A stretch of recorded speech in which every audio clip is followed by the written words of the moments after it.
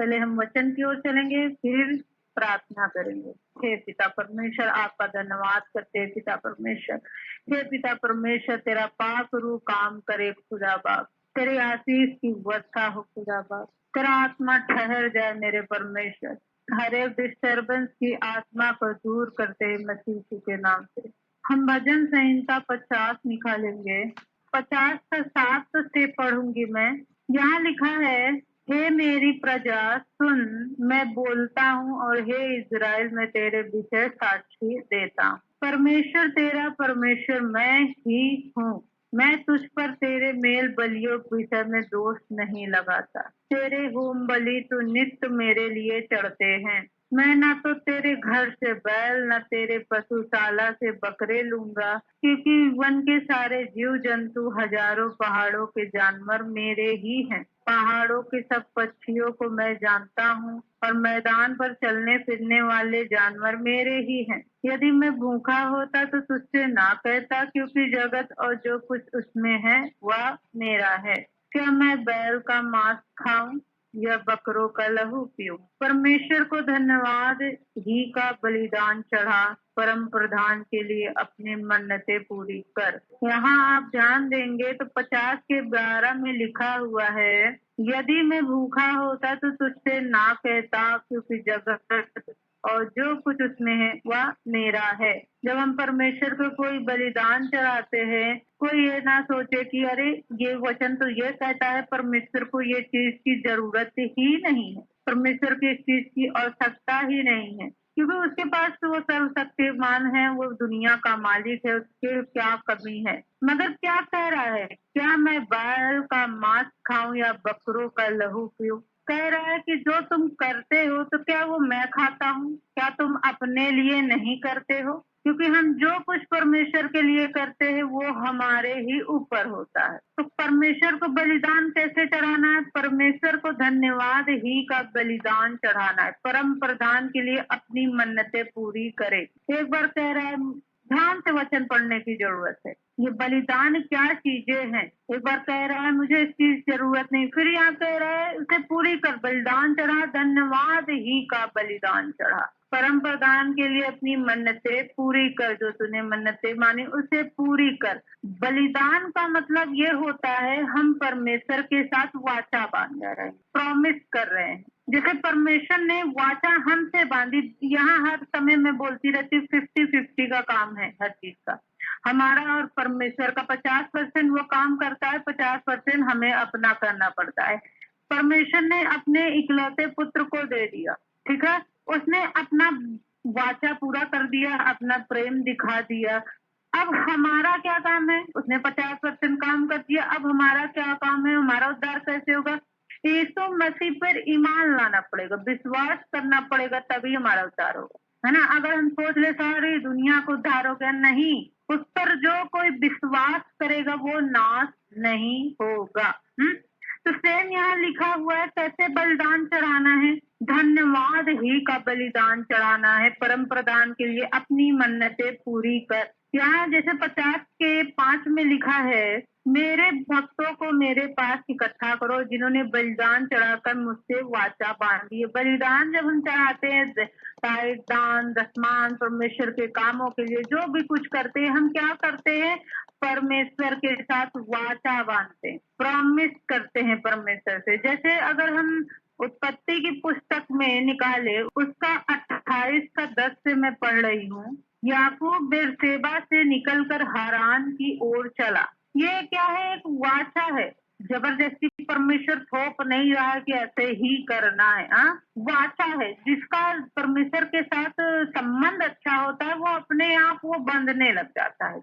फिर हम वचन से नहीं ढूंढते, वचन ये कहाँ लिखा है, ये कहाँ लिखा है। वो लोग ढूंढते फिरते हैं जो परमेश्वर के साथ रिश्ता ही रखना नहीं चाहते। कहाँ लिखा है दसवान दो, कहाँ लिखा है ये दो। परमेश्वर तो दिल को देखता है, नहीं, मसीह में सेक्रीफाइस मांगता है हर चीज। यीशु मसीह कहते वो तो खुदा है, क्रूस पे क्या जानने की जरूरत है। तो हम कहते हैं कि कहाँ वो प्रेम करता है, सेक्रीफाइस उसका देखा, उसका बलिदान देखा, तब हमें दर्द होता है आत्मा में कि अच्छा हमसे भी कोई प्रेम करता है।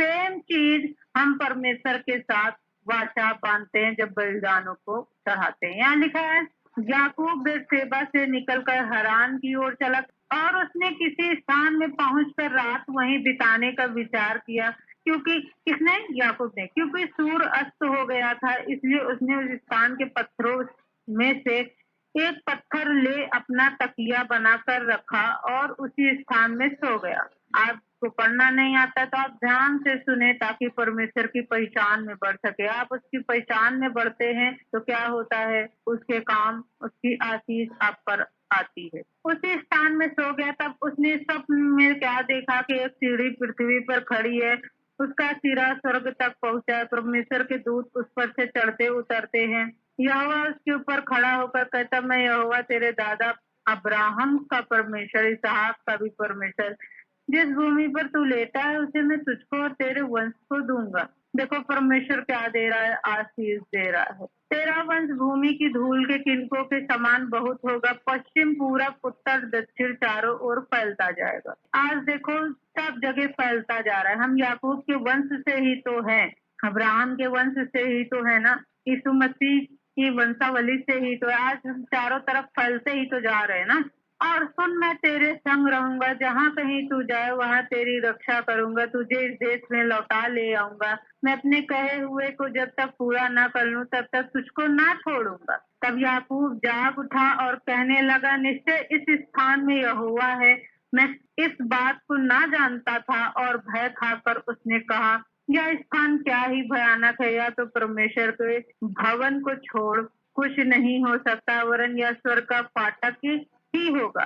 भोर को याकूब उठा, अपने तकिए का पत्थर लेकर उसका खंबा खड़ा किया, उसके सिरे पर तेल डाल दिया। उसने उस स्थान का नाम बेतेल रखा, पर उस नगर का नाम पहले लूज था। तब याकूब ने यह मन्नत मानी। देखो अभी पढ़ा ना भजन संहिता में कि परमेश्वर को धन्यवाद ही का बलिदान चढ़ा, परम प्रदान के लिए अपनी मन्नतें पूरी कर। तो यहाँ याकूब क्या कर रहा है?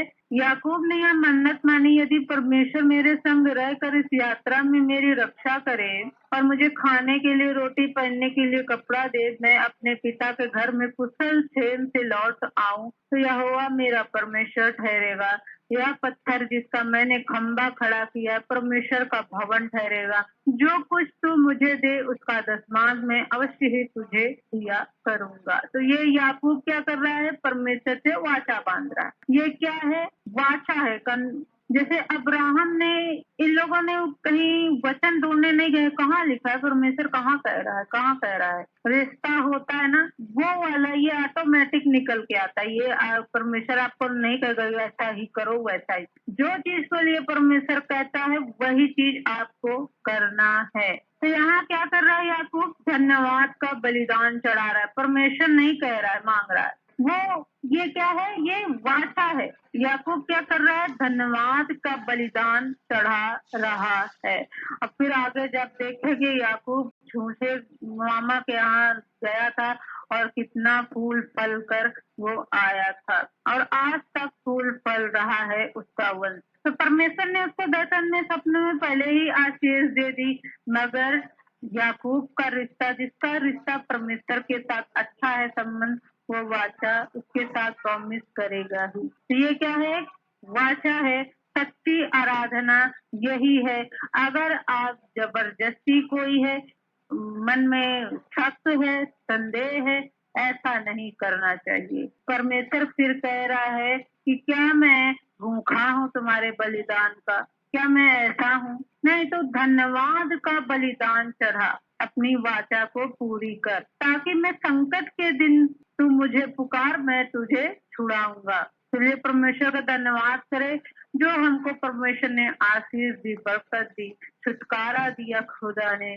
हम अपने कमाई के 10वें हिस्से को, अपने जितना आपका हृदय, उससे ज्यादा जरूरी नहीं है 10वां, उससे ज्यादा भी देता है इंसान, अपने दान हदियों को परमेश्वर के सम्मुख लाएं और परमेश्वर से प्रार्थना करें, हे मेरे पिता परमेश्वर, हे प्रभु, ये हम बलिदान जो है परमेश्वर, न तो कोई दबाव से न कूड़ के परमेश्वर, हे प्रभु, हम अपने हृदय के आनंद से परमेश्वर तुझे देते हैं खुदा बाप, तेरे राज के लिए बोते हैं परमेश्वर। तेरे राज्य का विस्तार हो पिता परमेश्वर, बेदारी फैले परमेश्वर, सुसमाचार फैले खुदा बाप, तेरा राज्य आए, तेरे राज्य में हर एक लोग परमेश्वर जो अंधकार में है वो ज्योति को पाने पाए परमेश्वर, तेरी दया उन पर हो परमेश्वर। हे प्रभु, ये हम अपने भेंट को, हदियों को तेरे सम्मुख लाते हैं पिता परमेश्वर। हे पिता परमेश्वर, ये वाचा करते हैं परमेश्वर जो हमको आपने बुलाया है परमेश्वर। हे मेरे पिता परमेश्वर, दया करे खुदा बाप, इस बलिदान को स्वीकार करे खुदा बाप। हे प्रभु, जो अपने हृदय से मन की सच्चाई से धन्यवाद के साथ बोते हैं पिता परमेश्वर,